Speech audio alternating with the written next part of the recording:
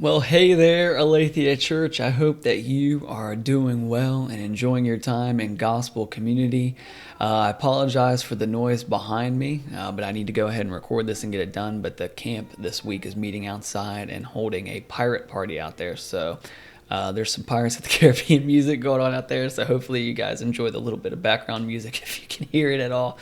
But I just want to spend a few minutes recapping my sermon from Sunday, which I had entitled Pain, Bitterness, and the Sovereignty of God. And I spent a few minutes recapping my sermon from the week before, where we had looked at just the suffering that Naomi was going through and how God was still sovereign and all of that. And so we kind of transitioned this week looking into how in Naomi's life in particular, that suffering and that difficulty had led to bitterness in her life, so much so that she actually asks the women of Bethlehem to no longer call her Naomi, which means pleasant, but to call her Mara, which means bitter. And we talked about how there were just like that there was imagery of that in even the Old Testament people of Israel, and how they had been led out of Egypt and into the wilderness. And there's a similar story in Exodus chapter 15 that I hope you guys will look at in connection with that. But we just see Naomi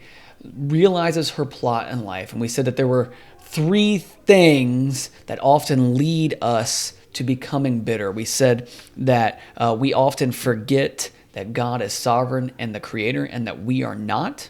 Said that we often assume that we should not have to experience suffering in this life. And the third thing I said was that we fail to believe that God can work all things for good, including our suffering and our hardship. And I spent a little bit of time even talking about ways that we might be on the lookout or aware that we may be heading down a road towards bitterness with God. Hopefully you guys will talk through some of that and talk about both maybe if you're in a season of bitterness right now, how God might free you from that, but also how God maybe has freed some of you guys in the past from that.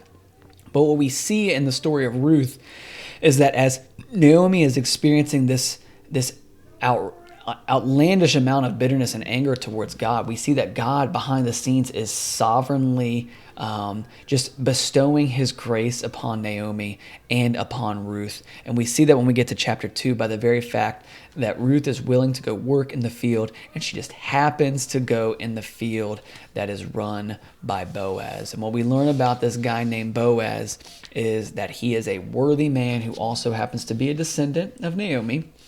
And that Boaz, ultimately, because he loves God, is going to show grace towards Naomi and to Ruth and redeem them. And we talked about how Boaz ultimately is a foreshadow or type of Christ. And that in him we see Boaz as pastor, protector, and provider, which Jesus is for us. And that ultimately we can throw ourselves, even in the midst of our suffering and our pain and our bitterness, at the feet of Jesus and experience his grace, his mercy, his love, and his forgiveness and his redemption. Hope you guys will spend some time just being vulnerable with one another and talking through difficult things in your group.